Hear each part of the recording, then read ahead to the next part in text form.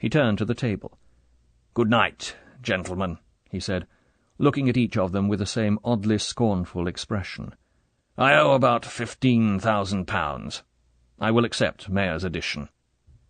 He leant forward and picked up his cigarette-case lighter. Then he looked again at Bond and spoke very quietly, the red moustache lifting slowly from the splayed upper teeth. "I should spend the money quickly, Commander Bond."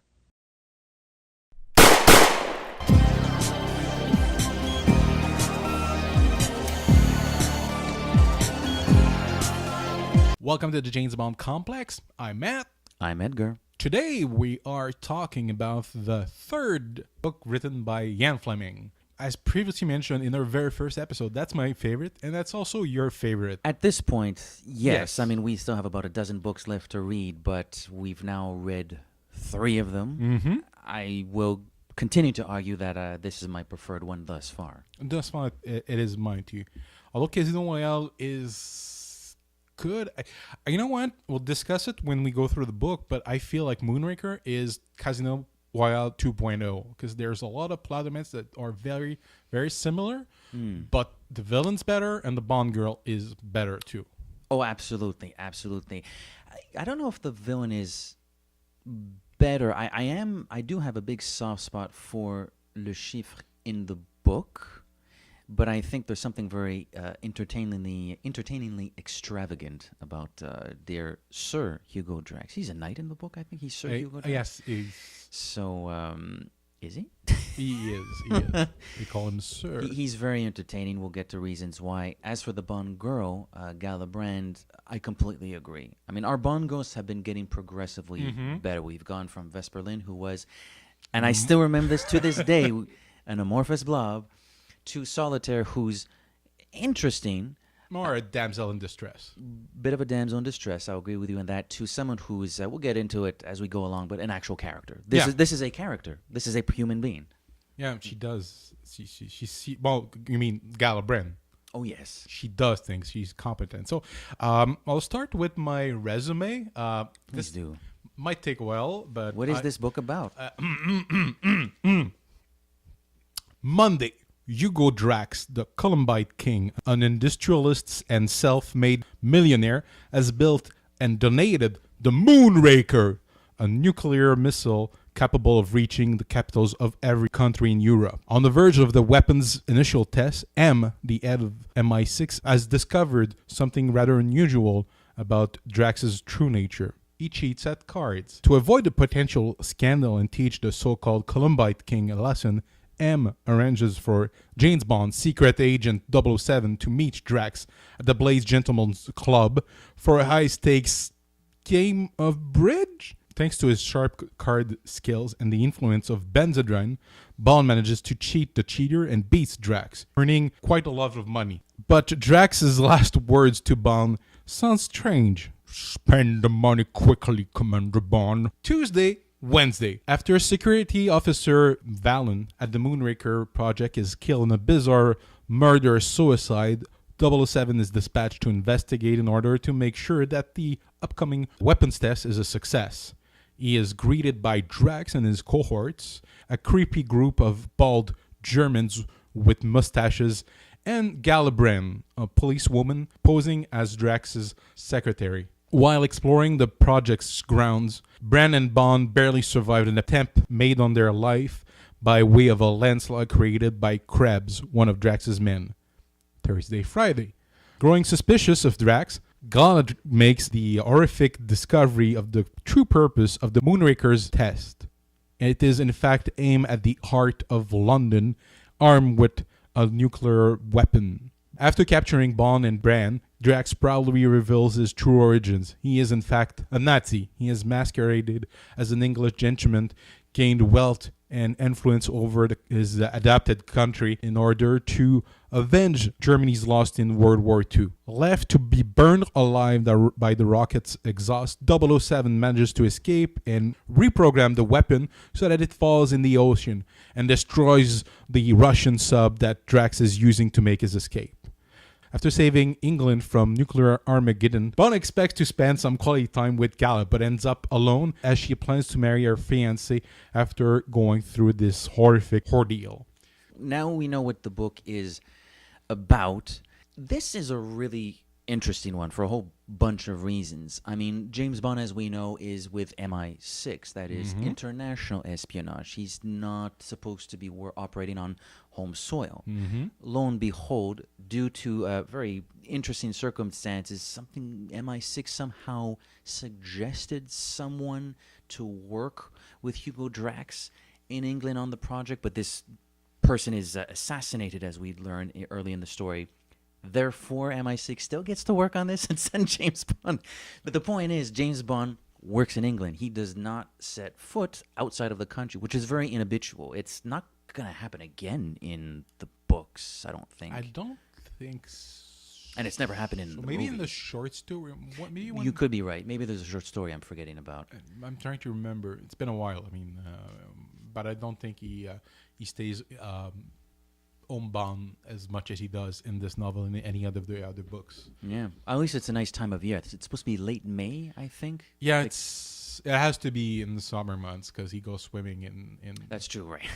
He comments on the food at Blades, like, oh, English cooking, the best English cooking is the best in the world, especially at this time of year. And I think he says it's May or something, so the vegetables are nice. I like this book a lot, and I think a lot of that has to do, ironically, with the fact that he stays homebound, as you said. It makes it feel a bit more intimate, more immediate. Bond is English.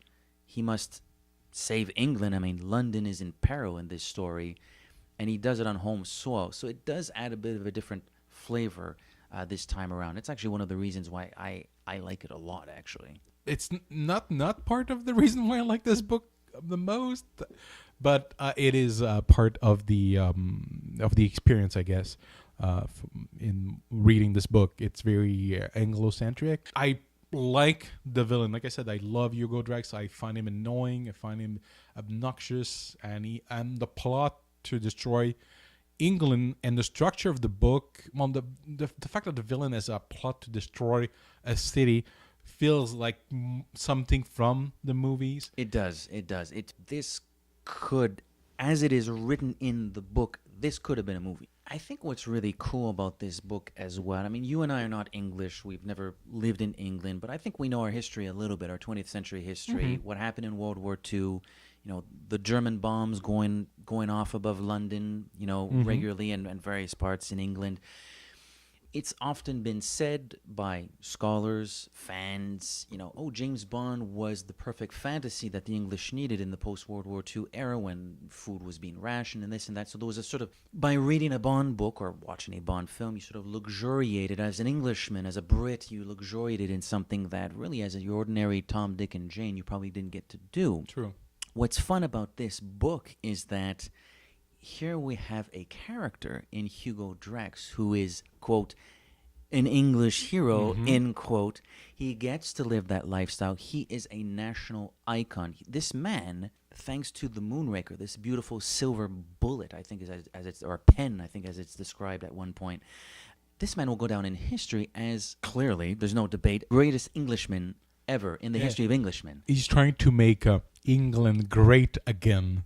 Absolutely. Very well. I see what you did there. Matthew.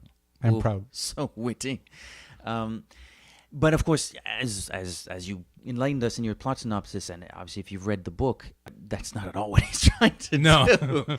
He's certainly trying to change the course of English history.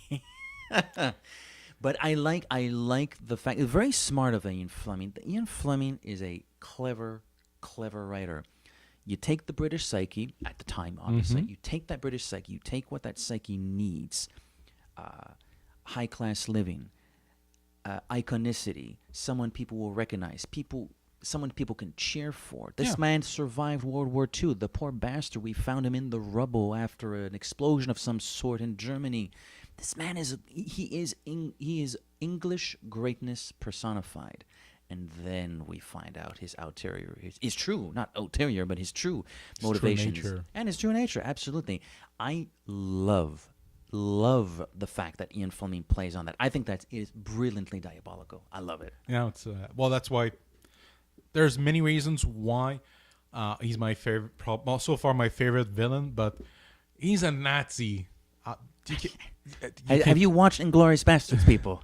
He's a Nazi. He's a Nazi. I mean, the only other villain from memory that's probably going to be close to it is probably Blofeld when we get to him. And even then, my heart is set on Drax. Drax is awesome. You know what? It's going to be interesting reading that Blofeld trilogy because those are the later ones, and those are the ones I haven't read as often. much. So I don't remember Blofeld very well from the books. It'll be interesting to see what happens. Yeah. We'll cross that bridge Yeah. when we get to it. No spoilers yet. So, the book starts with The book starts with Bond going through some type of exercise. Yeah, interesting way to start the book. I feel that first chapter, Fleming is luxuriating in the technology that's at play. Oh, this flashing light and an image of Bond, and there's a shaft or thin shaft of light over his heart in the image, which indicates that the machine against which Bond was competing, it's a firing range, it's a practice firing range. The machine against which he was competing won, I suppose. I feel it's a fun chapter. It's an interesting way to start the book. I'm not sure what the point is other than, oh, look at the cool shit MI6 has to practice shooting. I don't know. I love the fact that they mentioned that they kind of bug him about like being shot. They tease him about it. Secretly, he's actually the best shot. Like that's their way of saying. Even I think it's Judi Dench in one of the movies that says, "Oh yeah, I won't tell him, but he's the best agent." So that's why we follow. I think that's Bond. in your favorite movie. Die on the Day. It's my favorite movie. Thank you. It has a lot of similar things to like Moonraker. Yeah, it's unfortunate that logically we're going to review Moonraker the film in the next episode, but we kind of could have done a doubleheader, I guess, with Moonraker and Die Another Day. Yeah, but, oddly enough, but we'll save. We'll save Die Another Day for another time. Licking our chops. So yeah. We see a lot of things at his office that I like. There's a quote about Mondays. Yeah, and they talk it's Monday morning at MI6. What's their first discussion? Oh, well, this morning we had motor car accidents. We had weekend slaughter, blah, blah, blah. They talk about missions that they had to do during the weekend. Like it's...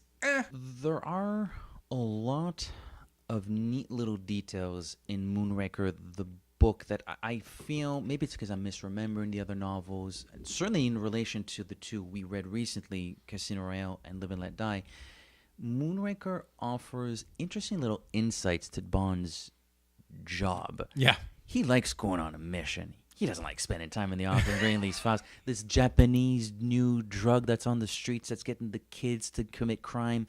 And Bond stops reading it going, why am I reading this? What is the point? When am I going to use this information?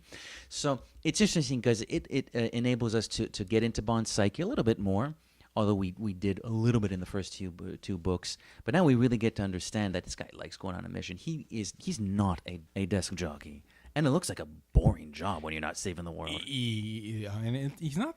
I verified that he's not paid that much. He doesn't make that much money. It comes up later on, but it's not the best paying job ever. Isn't one of the first few bets he makes at Blades when they start the bridge game? He sort of thinks to himself, "Oh crap! I've just bet my year's salary or something like that." One hand.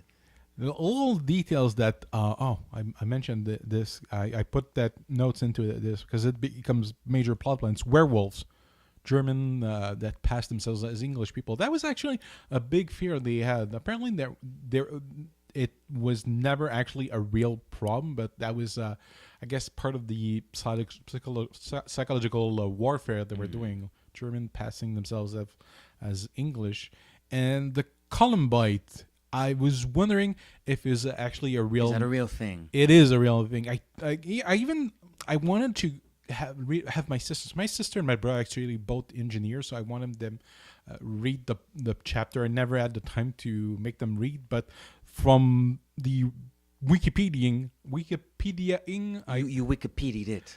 It's actually a real thing. It's a real metal. I think it's used to make metal stronger. I don't think it's as rare and hard to find. Well, same thing. Maybe not anymore. Yeah. I Well, mean, this is from the 50s. and maybe it's it was- probably not even necessary. They make alloys. They like aluminum is it's a metal made by a chemical reaction. So they make their own metals these days. So they don't necessarily need to mine metals all the time, I guess. Those are things I've found amusing. But again, it furthers the point of Drax being such an awesome guy. I mean, he's a self-made man, which, in many respects, he is a self-made man. But again, it plays up on the English hero. So many lovely details about that character. Oh my God! The more you, we will get there when we get there. But Please go ahead. the more you talk about, he's not a self-made man. He had Russian investors. He's shrewd. He's shrewd. He didn't spend he's not really a self-made man. We'll get there when we get there. But I think the comment I made earlier points towards my thesis on this character, and it's my interpretation, my 21st interpretation of this character. But I'll get there when I get there. I love this chapter where he describes how he was trained to use cards, to shuffle cards, and I made some research. Apparently, he talks about a book, Carney, on cards, and it's actually a real. There are videos of this guy, the guy who wrote that book, and he shows card tricks. It's quite fascinating. Those are like probably 50 years old, and the guy was already in his 50s, but it's fascinating to look at. He's a magician. He's doing card tricks and so dexterous. I'm like, wow. Sleight of hand almost, yeah. That was fascinating. Well, I know that chapter also, not only does it give the title and the author of this book, but it provides the names of these tricks as well. I mean, I don't remember them. I'm not much of a card player myself, but this chapter sort of goes on quoting a few of the names, the fancy names, these tricks, these sleight of hand tricks are known as. So, I mean, clearly Fleming knows his stuff. He does his research when he writes these books. I know we're sort of backing up a little bit here, but I do really like the chapter I think this is the third consecutive book where the second chapter is the M scene, or the M office scene, because we get more of M but this time. This is the first that is, it's in Sequential order. Thank you. Chronological order of That's what the events. Yeah. This is the first one that follows that. When we go to baby. Yeah, because in the first two books, the M scene is a flashback. I think. Yeah. But what I like is the very subtle, relaxed atmosphere between M and Bond this time around. In fact, Bond actually gets a little bit worried at first when his superior addresses him as James. I believe. Yeah. That gets him sweaty.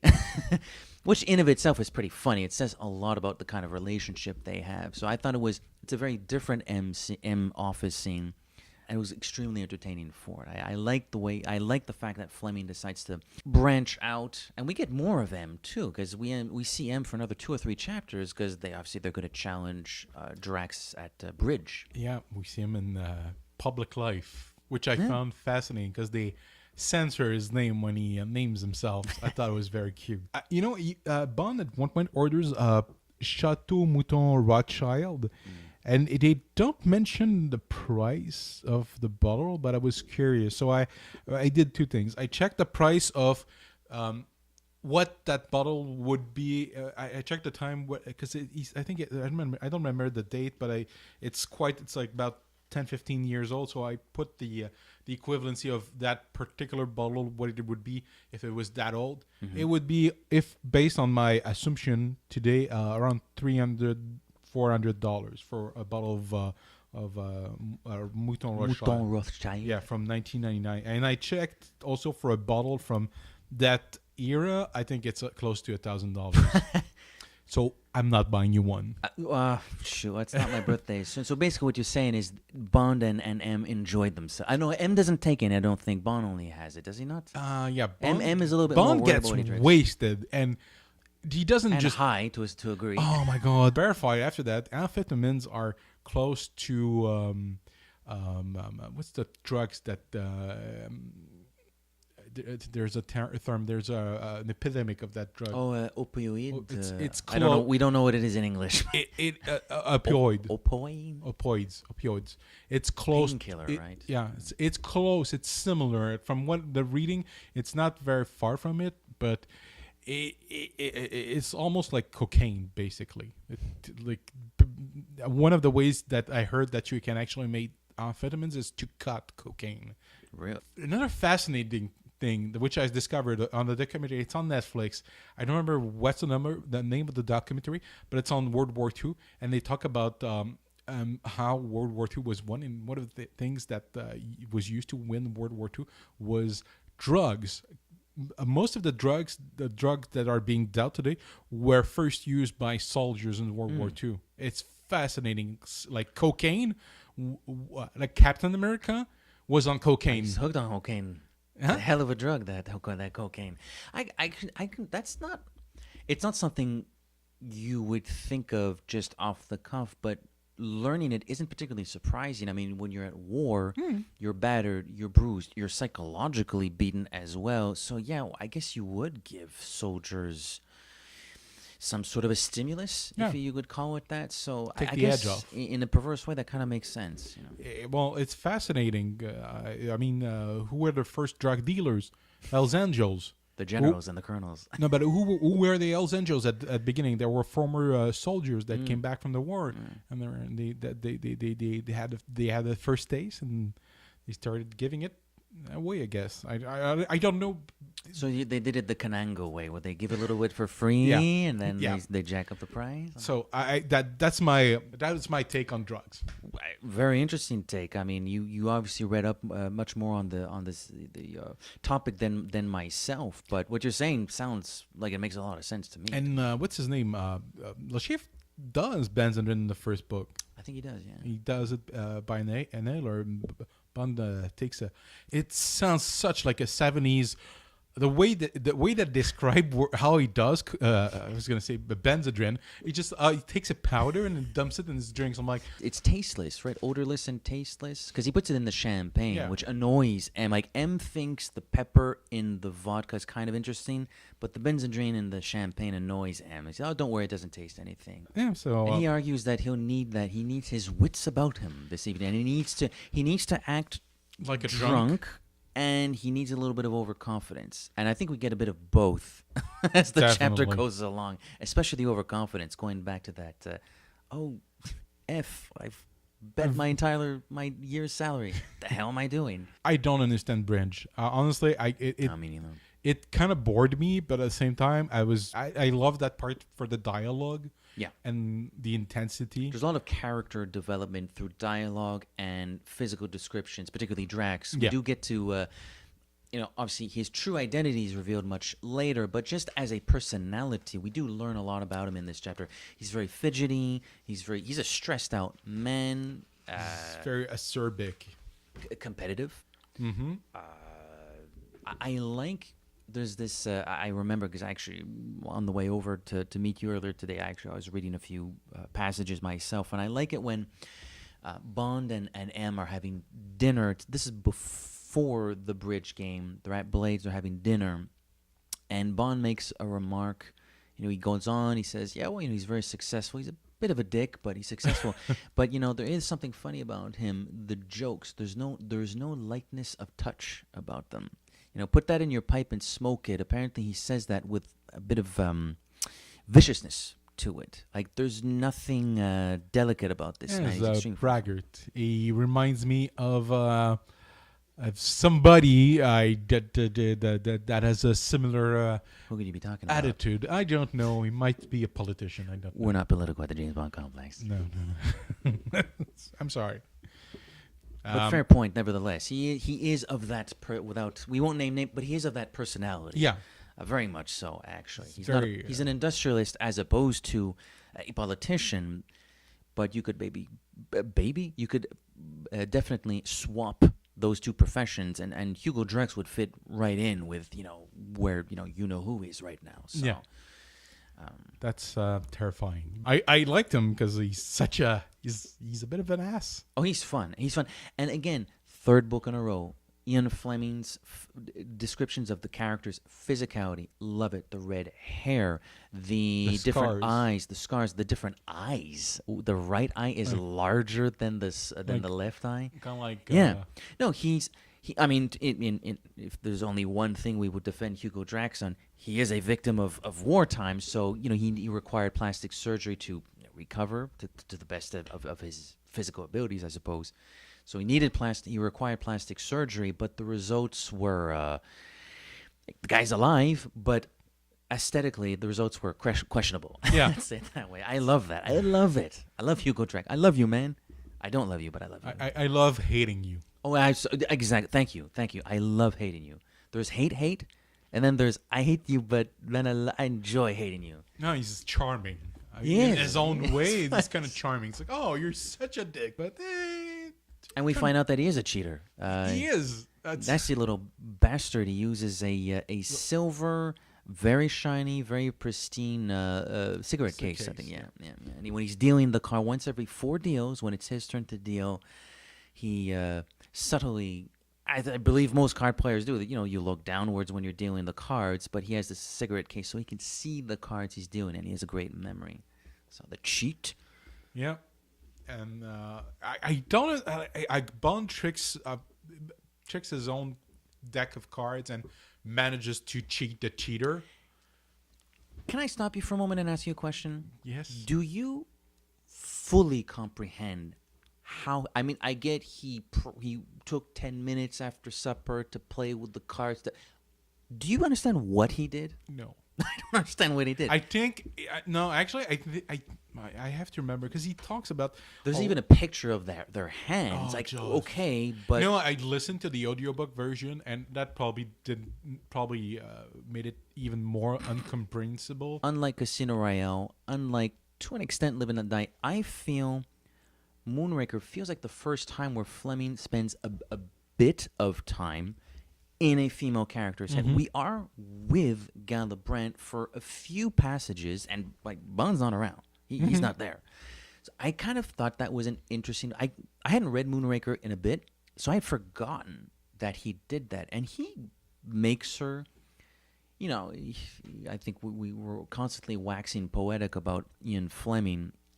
I'm sure he doesn't need any more praise than we have already given, but I kind of respect that. I don't know how many authors would have done that to not just include a major strong female character like that, but to actually get into her head at a time, early mid-50s, where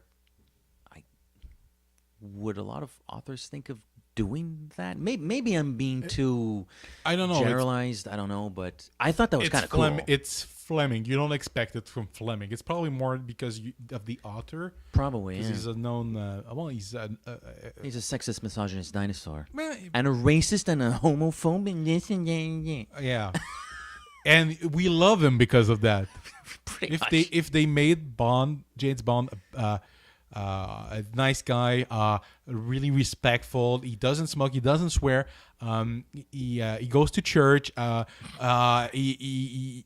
man. A family man. Family values. Family values. Well, it's not the character, and I don't care about that guy. I like my Bond. Make him dirty. Make him dirty. Self-destructive is the term I'd like to use. But To go back to the book. yeah, and Gallibrand herself is really, really cool because And even Bond's impressed by her. Bond, when he assesses her, he's like, oh, well, she could probably break my arm if she wanted to. He recognizes her as somebody of talent. He's not he respects her as a policewoman. I think that's a big moment in the book when Bond figures out that he's working with someone That has his back. that has his back, and if need be, she's going to take care of her business, even if Bond's not around. If Bond is impressed by this character, we should probably be impressed by this character too. But by proxy, we are. That's by design. That's why you wrote it this way, and it's brilliant. I mean, she's the first, and I understand why they didn't use the name Gallibrand, but the character in what's her name that Rosamund Pike plays in Die Another Day is meant to be Gallibrand, but for obvious reason they didn't. They never used that character officially, unofficially they did, but I think there's a respect for that character. That's why they're like, you know what, we're keeping her. We'll pull her in on cold ice, but eventually we'll get to her because she's great. Hopefully. I love her. Like She's a lot of fun, and she's very. She feels real. Maybe, certainly unlike, unfortunately, Vesper, our dear beloved Vesper. And even though Solitaire, we liked her a bit more. Solitaire feels like a fantasy character. To a large degree, yeah, I would agree with that. Galibrand, she feels real. She's in a man's way. She seems to be the only woman. She is the only woman in the book, but in this compound. In the compound, yes. So she's, living in a man's world, quite literally. But despite that, yes, she is professional and taciturn when working, I'm using quotation mark, working with Drax when she's not around Drax, such as the beach scene when they're investigating before the disaster strikes. She has some personality about her. She can let her guard down, and that's not a problem. That's who she is. She's tough when she needs to be tough, and she's very nice and cute when she needs to be nice and cute. She feels real. There's nothing's forced. And there's moments where Bond forces a kiss on her, and she doesn't like it at first. She doesn't like it, and she tries to get him, and they have a nice interaction. It feels. It's fun. The flower joke, you pick a flower and it screams. Actually, that's based on like the scientist you mentioned is actually real. I love those kinds of details. I know you do. That's why. Listen, I don't know if I'm sure I've said this because we're at episode 7 at this point. Matthew comes prepared. I wing it. That's how we do it at the James Bond Complex. What's part of the charm? I know you will do the research. Drax and Krebs have known each other since the war. They haven't known Walter since the war. Walter is sort of not the third wheel. He's the scientist. They need him, but he's more new to that team than I think Krebs is. Oh man, I want to talk about Krebs. Do you? Oh God, I love them. The description of them, the way seems kind of dopey. Yeah, but he's like. He's great. He's like, oh, please, why? I love the description because they compare him. Oh, and he's such annoying because he's like slap happy when Bond's car crash. He's slap happy. And they used I was picturing Peter Lorre, a young Peter Lorre, and ironically, coincidences, Peter Lorre played Le Chiffre in the 1950 TV version of Casino Royale. Bit of a that Matthew's showing me a nice eyes widespread apart, pasty skin, kind of Weasley, with the mustache and baldness, like just the fact there are a bunch of bald Germans with mustaches. You know what it reminded me? It reminded me of another movie, not Moonraker, not Die Another Day. Actually, The World Is Not Enough, because if you remember in that movie, all the Renard henchmen are bald dudes that look exactly like each other. And I like it. I'm going with it. I'm following you, brother. But it's a cool concept. It's creepy a little bit. It's like it's a little too ostentatious. Drax makes an attempt to explain it at the end, but I'm like, that's still too ostentatious, bruh. You could have not done that, But anyways, though, those crazy Nazis and their ideas. Yeah, you can't explain them. So I liked a lot of references to art in this book. Especially at Blades. Yeah, especially at Blades. Even when he describes Galibrand, that's the the Marie Laurencin painting. I think that's I'm showing Edgar a pic. That's Galibrand? No, it's the other one, the one on the left. Not the dog. Oh, okay. I think that's what she meant, but she does that painter does very impressionist. They're not very realistic, but you give an impression of the person. So romantic. Yeah. But romantic in that classical sort of literary sense, where it's like it's emotional, it's beautiful, not necessarily heartstring pulling romance, but and even at Blades, I don't know. I went to the website of the actual club that inspired it, and it's you have to be a member. It's really like secret, But High society, high rollers. it looks like a place. I think it didn't print. Where but- dreams come true. No, but it looks like a place that probably still smells of cigars and cognac that were drank and smoked about 100 years During ago. Moonraker, the book. Yeah, during Moonraker the book. Yeah, I loved, actually, before I left home today, I as I said, I permitted myself to reread a few passages of the book. One of the ones I reread was a couple paragraphs in which Fleming just offers a splendorous visual description of what the place looks like, and the Hellfire Club, and this painting, and that painting, and friselles, or what do they call those? Stone, and in the stone figures are carved. Friezes? I can't remember what it's called. Adams, fireplaces, and this and that. The pièce de résistance, the little gas jet on the wall inside a cage. That's great. I love that. I love blades. I'd like to walk in. I'd love to go. It's those old gentlemen clubs are a little bit creepy in the 21st century because they're very misogynistic. And I don't smoke, but I'll puff a cigarette if I can light it up with the gas jet on the wall. Well, I love myself a cigar every once in a while. Also, I love another reference. He talks about the compound. He compares it to a Dali painting, and He I does. think that's the one with the melting clocks. I think that's the one he makes. Yeah, because he describes a vast horizon with something sticking out. Although there are a few, I've seen this before. The melting. This is one of his, I think, more famous, more Yeah, it's, well-known Dali's. Do you think that's the one? I don't know Dali well enough to know if that's the one. I think that's the one they describe the desert. Persistence of Memory. Yep. Is its name. I think that's the one. The beginning is great with the bridge game, Fucking awesome. but there's all huge chunks where nothing happens. Okay, Not go ahead. I'll let you elaborate not that on that. nothing happens, but it's a lot of explaining, a lot of meet characters, blah blah blah. The way that the book is set up, there's no surprises. It's like Columbo, you know.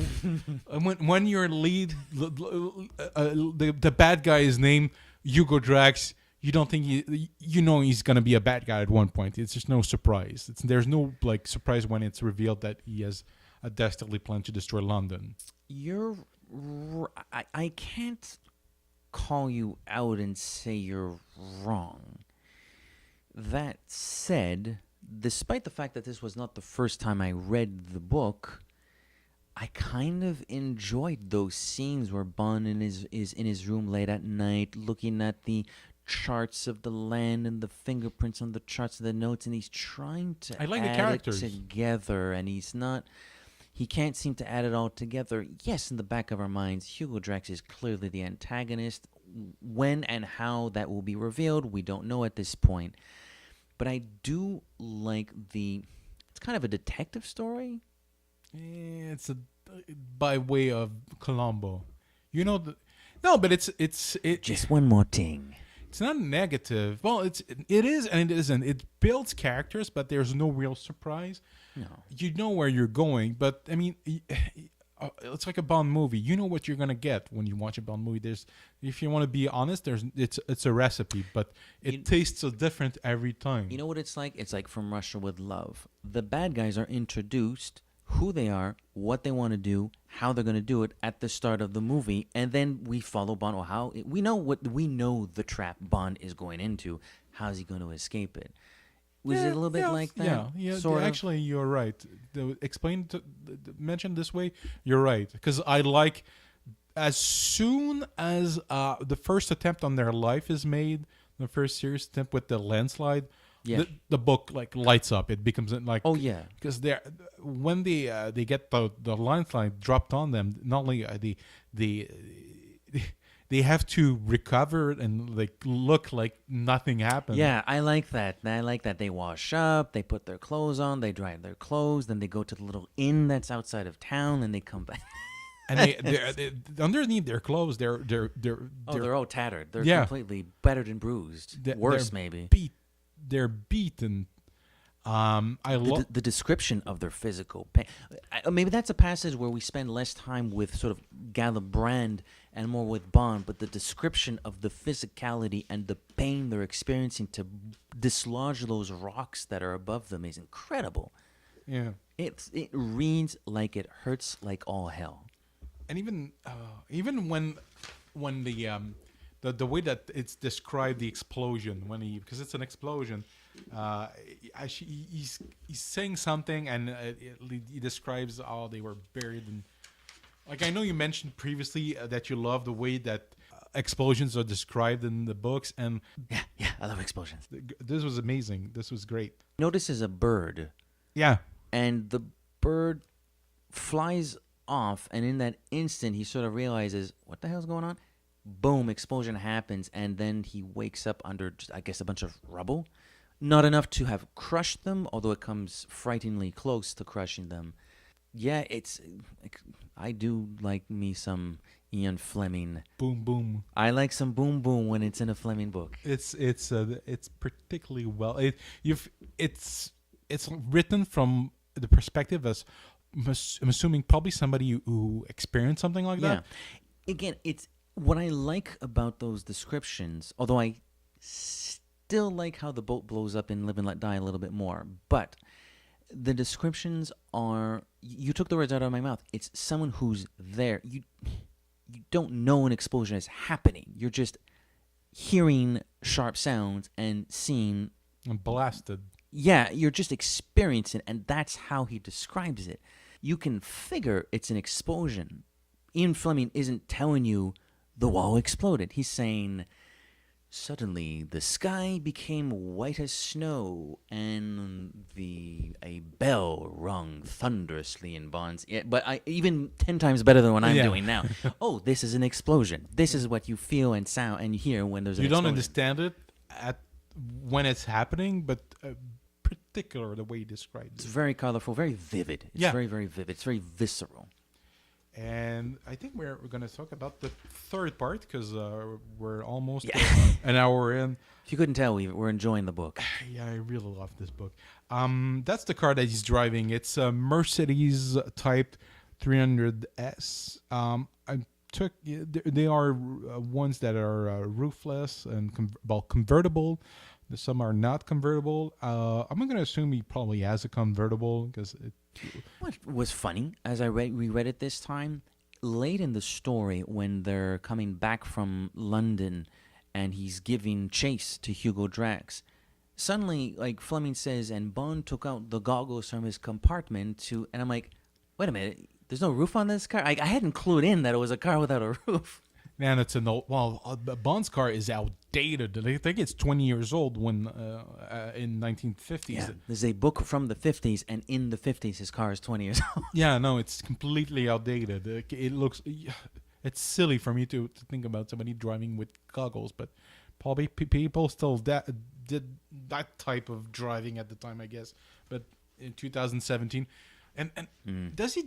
I think he drives an Aston Martin in one of the books. I'm not entirely certain, but he changes car eventually. It would have to be some of the later ones. Once not even Dr. No or For Martial Law. Once Goldfinger became popular. I think it's in Goldfinger. I'm not entirely certain, but yeah. That'd be kind of like Goldfinger is 64. The book is 57 or 58.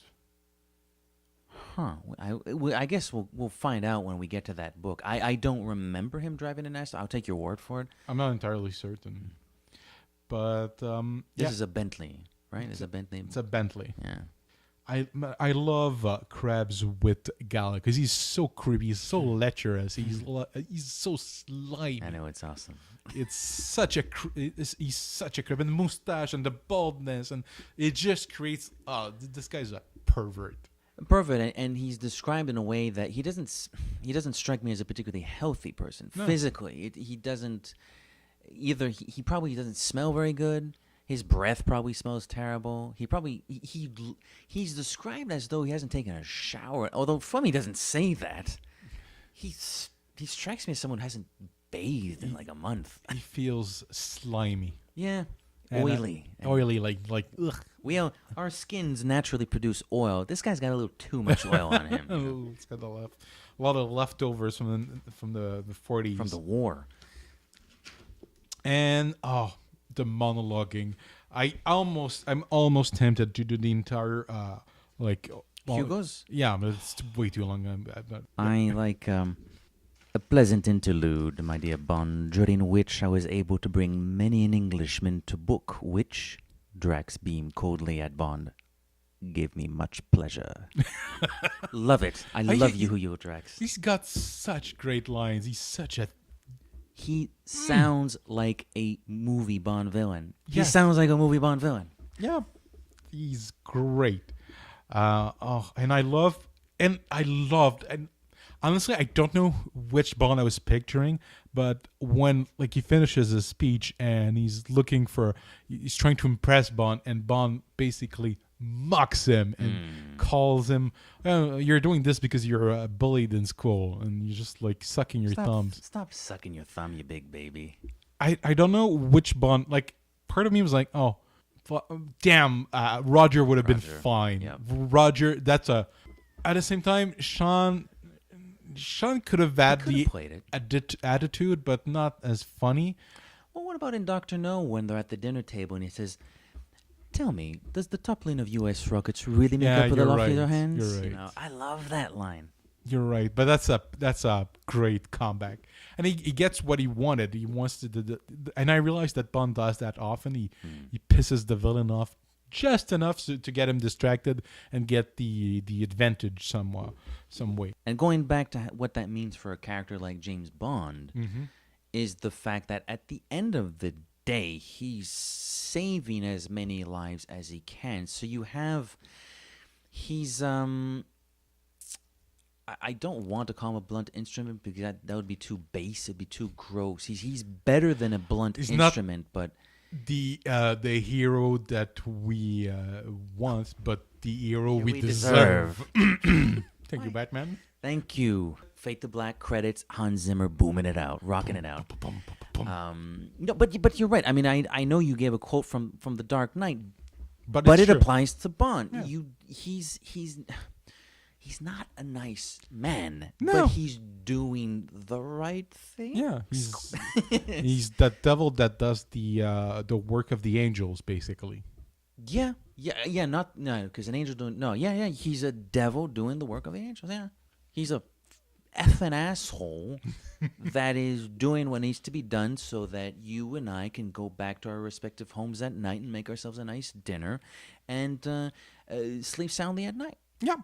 But he's being a complete dick about it. Yeah, he's enjoying it too much, but he's also a little bit self-destructive, which is something Smoking and the drinking, and he's trying to. and he needs the adrenaline. I mean, it makes it quite clear that he doesn't care about these files that he has to study at his office. He wants the next mission to come along. He wants to. So back to he gets Drax to leave them alone in his personal office. Yeah, the office is below ground, located very close to where the Moonraker rocket itself is. And this was the object that perplexed me the most, the desk lighter. Oh, right. Because I couldn't figure out. I couldn't figure out what it was, so I had to Google it. It's a Ronson desk lighter. I recommend that everyone listening to this Googles it, because it's a gorgeous object. It looks fancy. It looks very Art Deco. Looks like I would have almost mistaken it for a cappuccino maker. But it looks, you remember the 90s Batman cartoons? Mm-hmm. Everything's Art Deco in that cartoon, Right. so it feels like a Batman gadget from that cartoon. Okay. All right. I could see Batman using that and batarangs come out of it or something. But he manages to use that lighter that Drax forgot in his office that when he left Bond and Gala, and he relights a torch they were planning to use to burn Krebs them. was going to torture them information. They're smart about it. They give the information they think Drax wants immediately. Therefore, Krebs doesn't get to torture them. But they leave because he's distracted Drax with the insult you alluded to. He leaves this lighter, which enables them to melt, burn or melt the cords that are holding them to these chairs. And what do you think of the climax, by the way? Because there's not a lot left in the book. There's barely 30 pages here at this point left in the book. It's interesting. It's not like action packed. There's a classic Bond gets tortured scene when he gets the hosed and burned. Steam, I think. The steam. Steam hose. It's a great scene. The way it's described, and they're like they're escaping through some pipes, and to chase them, they use the steam, and they brace themselves, and they get tortured. They get burnt. And because of the prior day's incident, they're already a little battered and bruised to begin with. So, but they get even worse. But they manage to survive, and the entire complex gets abandoned because they're escaping right now because they know they're gonna be persona non grata once they blow up London. So they leave Bond and Gallo thinking they're dead. And Bond manages to reprogram with Gala's great assistance because she knows the numbers. he reprograms the Moonraker so that instead of destroying London, it lands somewhere in the ocean on top of, coincidentally, because that's something that's not meant to be. It's just a coincidence. Yeah, it's a bit of a funny... Two things about that. The funny coincidence that, it also landed on the submarine Drax was escaping in. And is it just me or the passage? There's another chapter after this, another M scene. We got 3 M scenes here.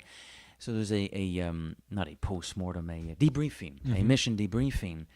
And M says something like, nuclear fallout, add Blue North. I guess that's the way people thought in the 50s. Yeah, but even, we'll get there when we get there, but there's something, I've watched the documentary on the making of, and they talk about the Moonraker weapon as just a small rocket.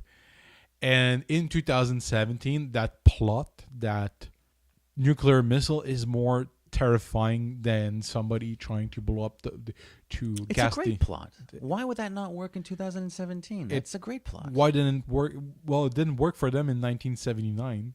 Because of your favorite movie franchise of all time. That's why it didn't work. I know. Yeah, the book ends rather differently than any other Bond book before and since. Well, you only live Majesties and Only Live Twice come to mind as weird endings.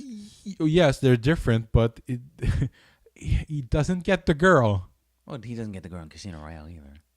Well, he consumes the girl. Let's just say he has sex with her. True dat. And for Bond, it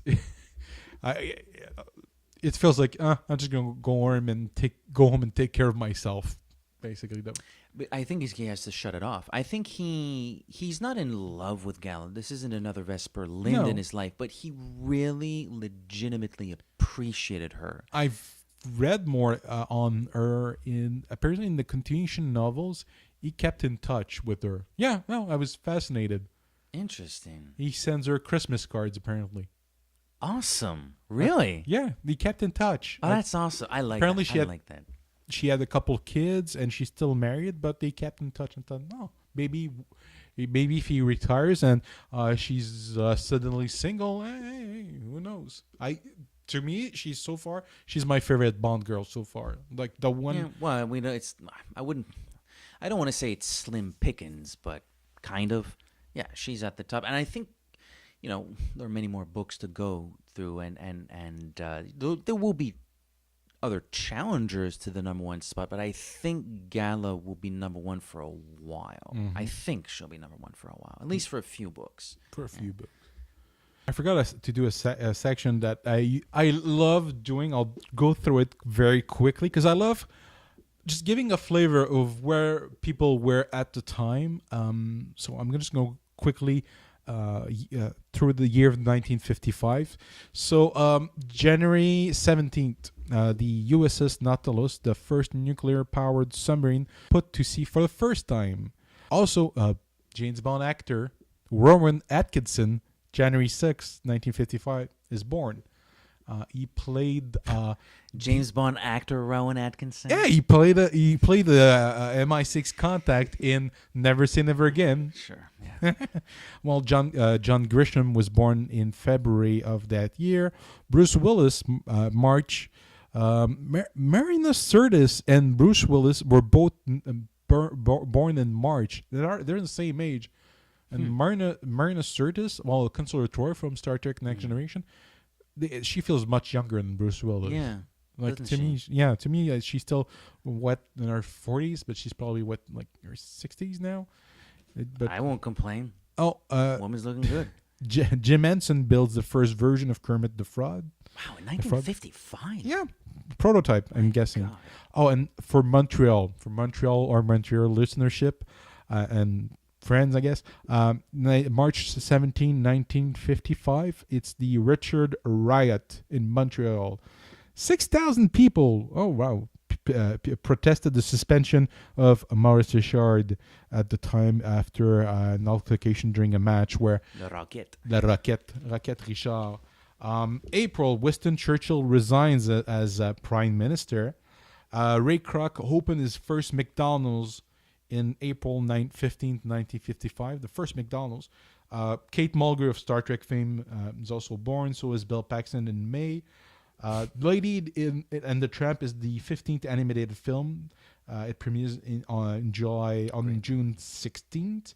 Disneyland opens on July 17th. The first edition of the Guinness Book Records published in August 27th. Other things. You went through the entire calendar Oh, year. Tanya Roberts is born in October 15th. My James! You mean James Bond actress Tanya Roberts? Yeah, from A View to a Kill. James Dean dies in that year. I don't know where. September 30th is film Rebel Without a Cause is released posthumously on October 26th. Have you ever seen that movie? No, never it's have. so good. And the Vietnam War begins between South Vietnamese Army and the North Vietnamese Army. And that I found fascinating. General Motors becomes the first American corporation to make a profit of over $1 billion in 1955. 1955. I'll have to verify, but $1 billion in 1955 is probably like more money than is actually available right now. And our favorite section, the leftovers. There's a lot of things that are left in that novel that don't make it to the movie. But some Really? a lot did make it to the movie, but Subtly. yeah, parts of it were Like the Ministry of Defense in Venice. Don't insult me, Bond. I play bridge with this guy. Like, okay. yeah. There's the bridge game for you. Krebs is my MPV.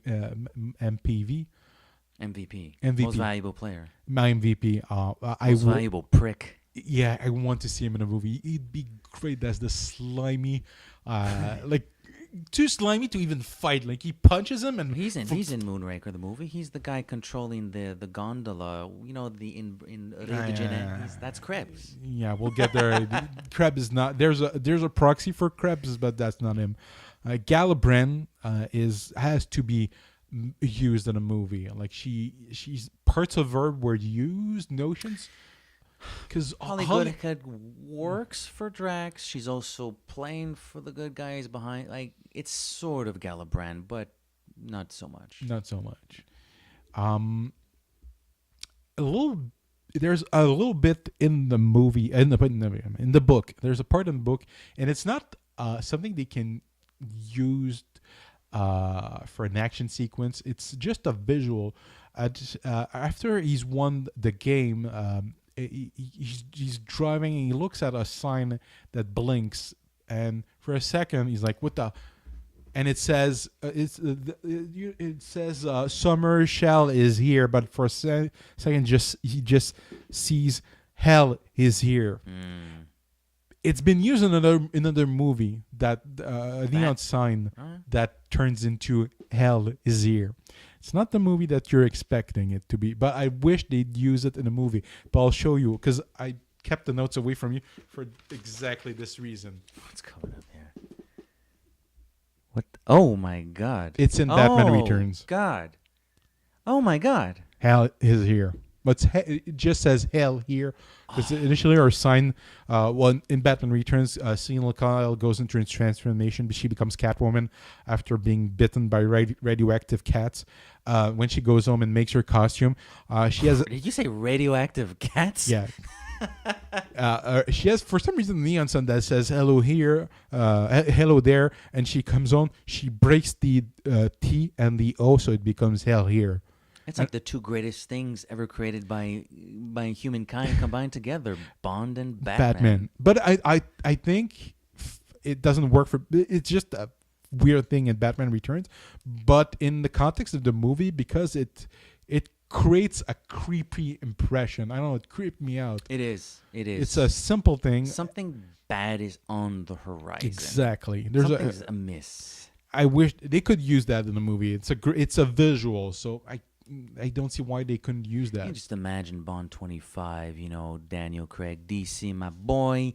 He's driving off to Blades and Hell is Here, and that intense stare he has or something. Yeah. Grumbles. That would be... So, final thoughts?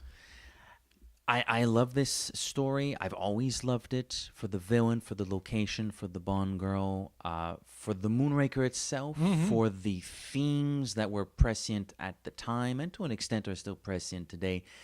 I think it's a great adventure. I love the...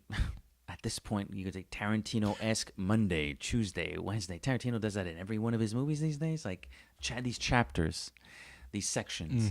I like that a lot. Yeah, it's extremely entertaining. I think it is the most, from characterization of Bond girl, villain, and plot, I think it's the most fulfilling book we've read so far. Yeah. The other ones have their qualities, but this one feels like the fullest piece. Fleming has truly found his rhythm.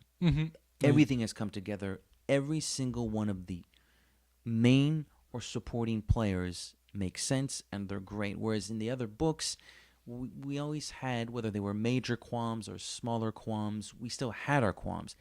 I just don't have any in this book. Final thoughts as for myself.